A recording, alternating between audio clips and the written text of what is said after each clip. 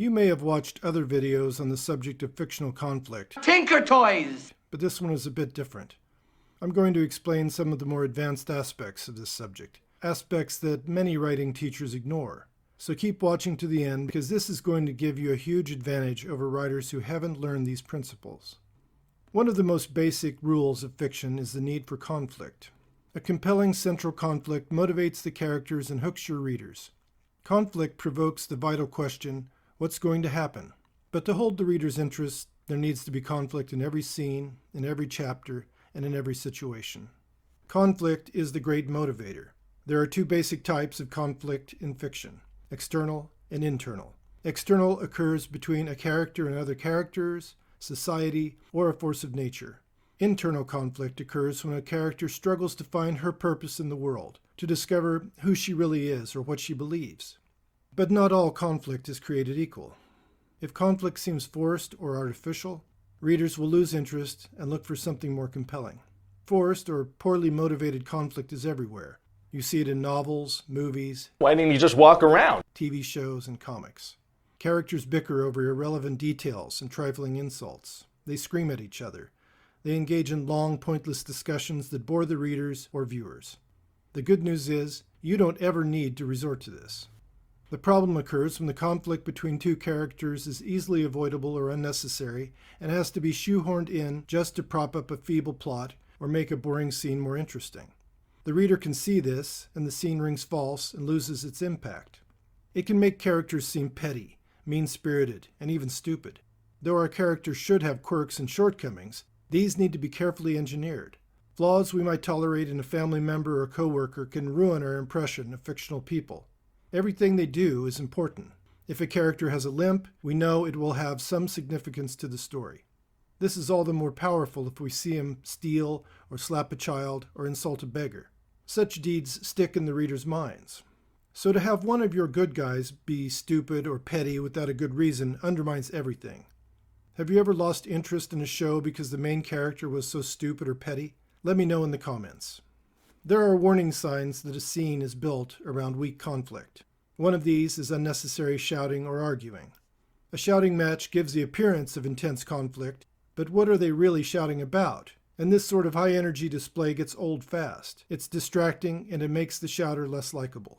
Of course, there are many legitimate situations where people raise their voices. If a wolf is about to steal the baby, it makes sense to shout a little, but use this tool sparingly and with precision. Ask yourself if it's right for the character and if it's the most interesting dramatic choice. It's often more effective to have characters attempt to conceal their emotions from each other. For example, Lana is a veritable prisoner in her own home. She hates her husband Rex, but is afraid he'll take her daughter Sophie and flee back to Spain if she attempts to leave him. But Lana has a plan to steal Sophie away first. Everything hangs on Lana being able to convince Rex that everything is okay, and now she has to persuade him to let her use his car. A lot is riding on this conversation, and the reader will understand and be riveted. The situation is loaded with conflict, and the stakes are high, yet there's no need for raised voices, especially on Lana's part. Similarly, long emotional arguments are often the mark of poorly managed conflict. The conflict is made explicit and discussed, but it's better to write in such a way that the conflict is clear to the reader without having the characters themselves lay everything out. If the conflict can be settled by an argument, then either the characters are not fully invested in the matter, or the conflict wasn't well crafted to begin with. It's generally not a good idea to base a conflict on a misunderstanding. If you do this, the reader is likely to feel like the whole matter was unnecessary and pointless. Conflict plays a crucial role in the evolution of romance, which is one of the great hooks we can use to keep readers reading. Even if we know that Tom and Sally will get together in the end, we have to know for sure. But the lovers can't simply find each other attractive. There's a ritual to be observed. They meet, they quarrel, they're at odds, each discovers some new dimension to the other, they reconcile, they confess their love. It's an ancient formula, but it works extremely well. What separates a mediocre writer from a good one is how she disguises the formula or employs it in believable and realistic ways that seduce her readers and make them desperate to have the characters come together. So what are the differences between good conflict and bad? The simplest answer is authenticity.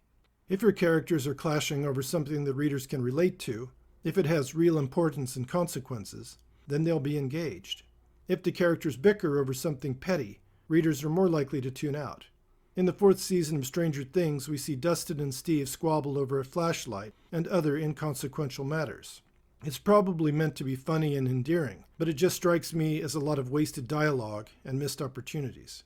Instead of filling screen time with irrelevant banter that breaks the tension of the scene and makes the characters seem emotionally impaired, the writers might have shown us some unseen but looming threat, or we might have discovered some new side of one of the characters.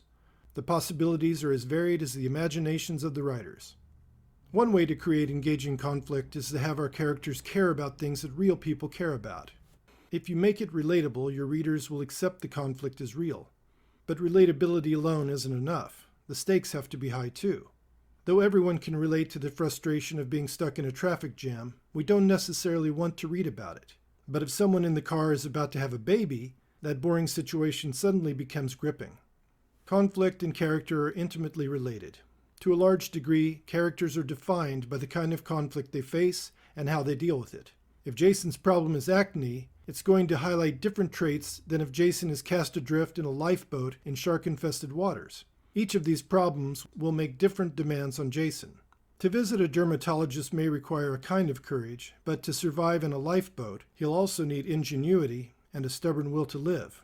The nature of the problem determines what we discover about the character. Choose your sources of conflict with care so that you don't work against your own characterizations. Heroes and heroines don't fight over parking spaces without a good reason. They're concerned with loftier matters, like good and evil, justice and tyranny.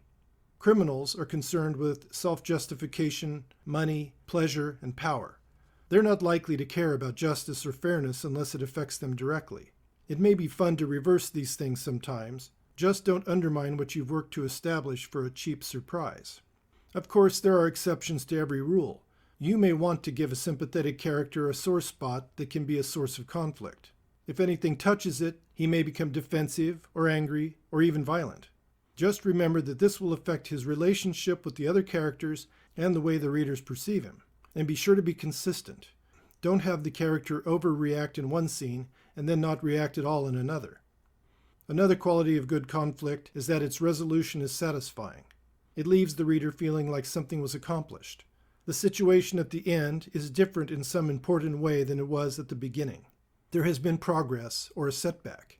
At the end of Star Wars, a large spherical object is destroyed. This is progress. By the end of The Empire Strikes Back, Luke and the Rebellion are in a worse place than they started. This is a setback. In John Carpenter's The Thing, we're left with uncertainty. The most satisfying ending is that of Star Wars, but a lingering uncertainty can be pleasing too, especially if there is a promise of future satisfaction.